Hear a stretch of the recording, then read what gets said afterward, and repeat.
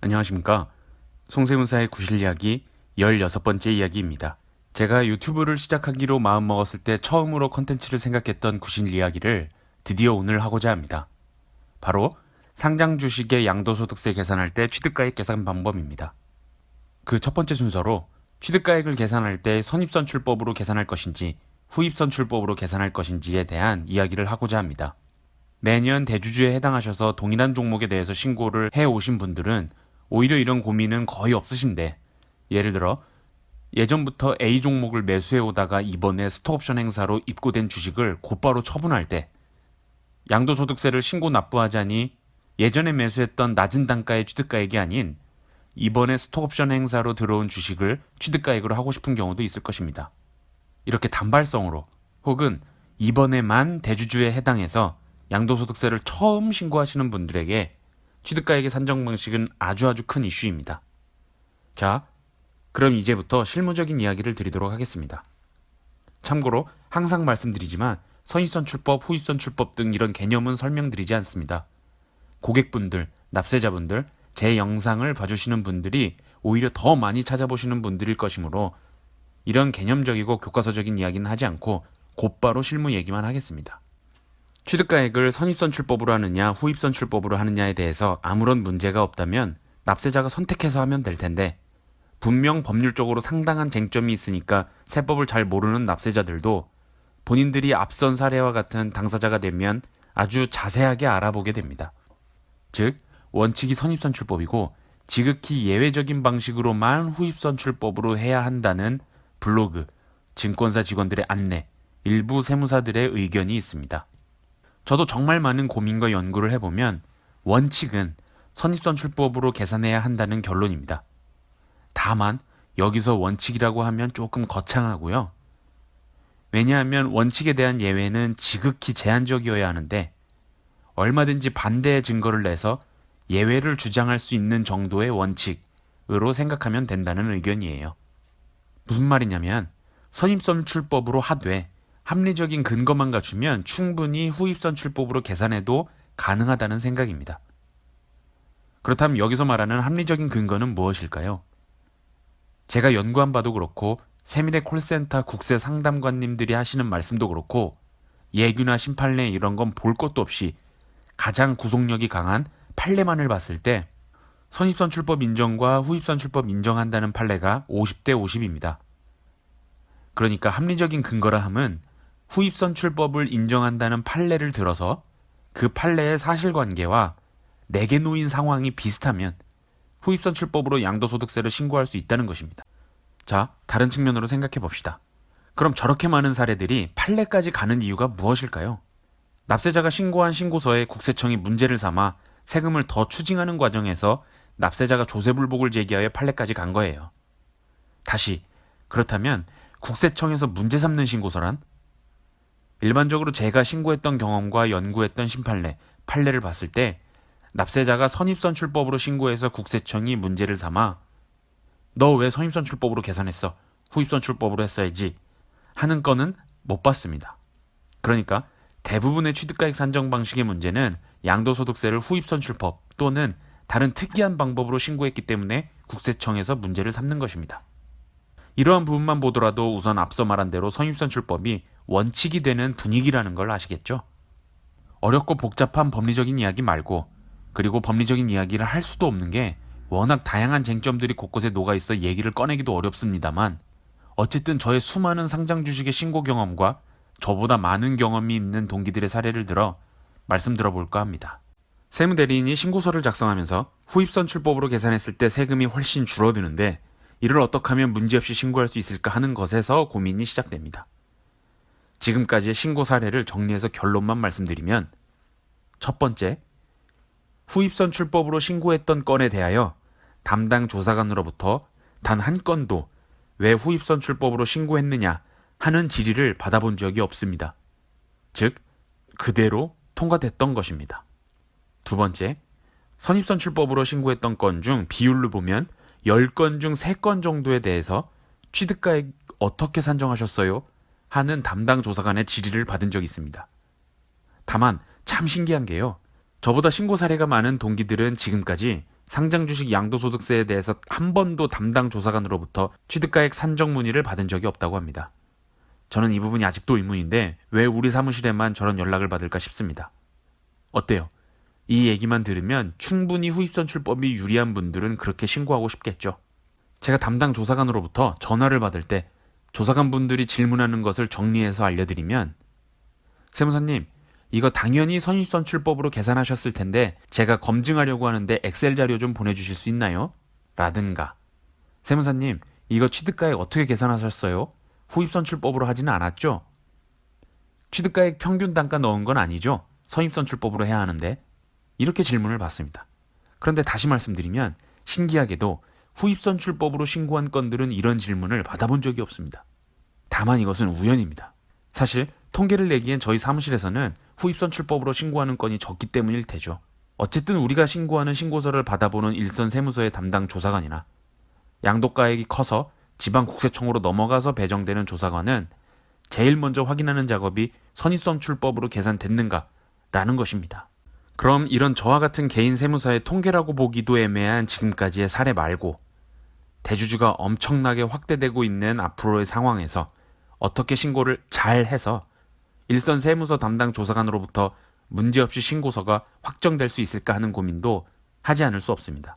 과거 대주주 기준이 25억이라든가 과세 대상 납세자가 적을 때는 각 관할 세무서에 신고되는 신고서 수가 적었기 때문에 우선 이를 신고할 줄 아는 세무사 수도 적었고, 그만큼 접수된 신고서의 적법성을 검증할 세무서 내부의 시스템도 구축되지 않았기 때문에 확실한 문제가 아니고서는 법률적 쟁점이 있는 신고에 대해서는 오히려 쉽게 확정이 됐었습니다. 그러나 최근에는 이상하게 대주주 신고를 하고 나면 세무서 직원들로부터 저 힘들어 죽겠는데 엑셀 자료 좀 보내주세요 하는 조사관들이 늘어나기 시작했습니다. 우리가 신고서를 접수할 때 납세자의 해당 종목의 거래내역 실물 자료를 첨부하는데 어떤 경우는 100장이 넘어가지만 그래도 그대로 첨부합니다.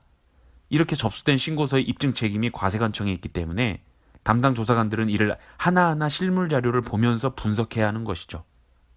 근데 조사관들의 문제는 이렇게 대주주 범위가 확대되어 대주주 양도소득세 신고서가 엄청나게 접수되어 본인이 처리해야 할 건이 한두 건이 아닌 상태에서 이를 검증하려니까 힘들어 죽겠는 것입니다. 그렇다면 취득가액 산정 방식에 선입선출법이니 후입선출법이니 이런 쟁점이 있는데도 세무공무원 입장에서는 원칙으로서 이미 내부 규정이 되어 있는 선입선출법을 기준으로 본인이 맡은 신고서를 일괄적으로 신고서 검증을 할 수밖에 없는 거예요.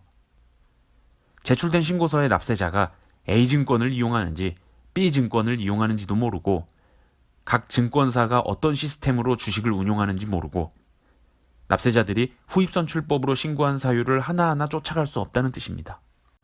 이런 분위기 속에서 후입선출법으로 신고된 것을 확인한 담당 조사관은 납세자에게 소명 요구를 하겠죠. 그런데 이런 소명 요구도 세무공무원의 과도한 권한 행사로 볼 수도 없습니다. 우선 납세자는 이런 소명 요구를 받는 것만으로도 스트레스인데 계속해서 말씀드린 대로 판례도 50대 50으로 쟁점이 있는 건에 대한 소명 요구를 한 것이니까 과한 게 아니죠. 소명 요구가 굳이 문서로 된 것이 아니라 전화로 와도 스트레스 정도는 마찬가지입니다. 저의 12번째 구실 이야기를 다시 한번 보시면 이렇게 담당 조사관의 사소한 소명 요구조차도 무시할 수 없습니다. 세무대리인 아닌 납세자 본인이 소명을 하는 경우든 세무대리인이라 하더라도 문제를 크게 생각하지 않고 어설프게 소명하면 곧바로 다음 절차가 이어집니다. 제가 말씀드리고 싶은 것은 후입선출법으로 계산했을 때 더 적은 세부담이 발생하여서 그대로 신고했는데 이와 같은 문제가 발생했을 경우에 시간적, 경제적, 감정적 비용까지 고려하게 되면 가장 무난하고 문제가 발생하지 않은 신고를 하는 것도 향후를 위해 좋을 수 있다는 것입니다. 저의 구실 이야기의 공통점은 가장 보수적인 결론으로 이끌어가는 경향이 있습니다. 그 이유는 제가 리스크 회피 성향이 있는 것과는 별개로 수많은 고객들을 각종 세금 문제로 상담해보고 고객 개인은 사소한 문제로 생각했던 것에서 파생되는 세무조사까지 겪어보니까 그분들이 그제서야 겪게 되는 스트레스와 후회를 지켜보게 되면 너무 속상해서 그렇습니다. 강한 성격과 멘탈을 보유했던 고객이 내가 신고하는 방법은 문제없어 라고 큰 소리 치다가도 나중에 실제 문제가 발생하자 결국 그 끝에는 후회된다 라는 말을 하더라는 겁니다. 그 과정에서 잃는 정신적, 육체적 건강은 말할 것도 없습니다. 경제적 문제는 둘째로 치더라도. 이번에는 후입선출법이 마냥 장점만 있는 건 아니라는 점을 숫자로 보여드리고자 합니다. 즉, 단점이 되겠죠. 계산 측면에서 과거부터 낮은 취득가액을 구성하는 종목에 대해서 최근에 높은 가액으로 샀던 주식을 취득가액으로 반영할 때, 즉 후입선출법으로 계산했을 때 양도 차익이 적게 산정되더라도 이것이 반드시 유리한 것은 아닙니다. 중소기업이 아닌 종목을 1년 미만 보유하고 처분했을 때에는 세율이 30%이기 때문입니다. 거래가 빈번한 종목의 경우 후입선출법으로 계산하면 당연히 양도에 대응하는 취득가액의 취득 시기는 최근이 될 테니까 보유기간은 1년 미만이 됩니다. 따라서 중소기업이 아니라면 가령 양도 차익만 놓고 봤을 때 선입선출법으로 계산했을 때보다 후입선출법으로 계산한 값이 낮더라도 30% 세율을 적용하면 최종 세부담은 선입선출법이 유리해질 수도 있으니 말입니다. 갑자기 방향을 조금 바꿔서 조금 다른 민감한 이야기를 하고자 합니다. 증권사에서는 대주주분들의 양도소득세 신고에 대해서 무료로 제공하면서 증권사와 제휴되어 있는 세무법인의 신고를 대행해 줍니다. 즉, 증권사는 고객에게 서비스로서 무료로 상장주식 양도소득세 신고를 해주고 증권사가 세무법인에 낮은 단가로 신고 수수료를 제공합니다. 저는 대표 세무사도 아니고 증권사로부터 많은 건이 접수되더라도 제 돈이 되는 것이 아니니까 좀 자유롭고도 허심탄회하게 말씀드릴 게 있는데요. 바로 증권사가 제공하는 무료 신고 대행 서비스의 한계 부분입니다. 고객들은 이런 신고가 자연스럽고도 당연한 것 또는 간단한 업무로 생각하시고 세무법인 쪽에서 또는 증권사 담당 PB로부터 신고서와 납부서를 전달받아 제때 납부만 하실 텐데 각 고객들은 전혀 알지 못하게 신고 이후 1, 2개월 뒤부터 신고했던 세무법인에는 각 관할 세무서로부터 꽤 많은 문의를 받고 대응 소명을 해 나갑니다. 겉으로 드러나지 않은 잔업이 매우 많은 데다가 단가 하나만 잘못 적용해도 세금이 몇 천만 원 왔다 갔다 하기도 하고 법률적으로 쟁점이 커서 리스크가 매우 높은 업무 중 하나입니다. 그런데도 불구하고 세무법인에서는 낮은 수수료로 증권사와 계약이 되어 마치 매 신고 기간마다 신고서를 찍어내듯이 만들어내죠. 이를 세무전문가 입장에서 보면요, 낮은 수수료로 진행하는 세무사들도 안 됐고 고객들도 참 안 됐어요.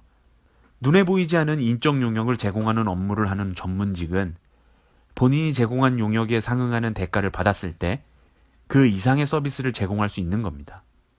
그런데 낮게 일괄적으로 책정된 수수료로 이렇게 리스크 높은 업무를 하다 보니 고객들의 요구에 절대 부응해 줄 수가 없는 것이에요. 전문가로서 창피하지만 제가 신고서를 찍어낸다라는 표현을 쓴 것도 이 때문입니다. 법률적 쟁점이 있고 또한 그것이 세법적으로 꽤 리스크가 있는 방법이라면 세무사가 이를 판단하에 책임지고 납세자와 많은 이야기를 거쳐서 최대한 납세자에게 유리한 방법으로 세금 신고를 할 수 있어야 하는데 증권사의 신고 대행 서비스로는 이런 건 또 불가능하죠. 따라서 길게 설명했지만 이 때문에 증권사 제휴로 세무법인이 제공하는 상장주식 양도소득세 신고서와 증권사 자체 고객 상대 강의에서도 전혀 문제가 발생하지 않을 안전한 선입선출법으로 계산한다고 하는 것입니다.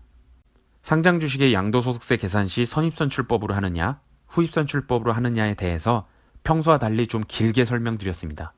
쟁점만 짧게 말씀드리고 싶은데 이 문제는 꽤 큰 문제입니다. 어느 하나 쉽고 간단하지 않습니다. 저의 신고 사례와 경험에 비춘 것이므로 다른 세무사님들과 생각이 다를 수 있으나 어쨌든 우리가 작성하여 신고한 신고서를 검토하는 세무공무원 입장에서 판단하지 않을 수 없으니 제 이야기가 속 시원한 이야기가 되지 않을지라도 너무 보수적인 이야기일지라도 충분히 감안할 필요가 있겠습니다. 오늘의 결론 1. 후입선출법으로 신고하면 리스크가 꽤 높다. 여기서 말하는 리스크라 함은 신고서를 담당하는 일선 세무공무원이 신고서 검증 과정에서 문제를 삼을 확률이 높다는 것을 의미한다. 2. 증권사에서 제공하는 서비스를 이용할 때에는 책임 소재 문제 등 구조적 문제로 가장 안전한 선입선출법으로 계산하게 된다. 3. 대주주 범위가 확대되는 만큼 세무공무원들에게도 신고서를 검증하는 방식이 마련될 테고 그 검증이 더더욱 엄격해질 것이다. 이 정도로 정리하면 되겠습니다. 이상으로 송세문사의 구실 이야기 16번째 이야기를 마치겠습니다. 꽤 길었는데 끝까지 봐주셔서 정말 감사합니다.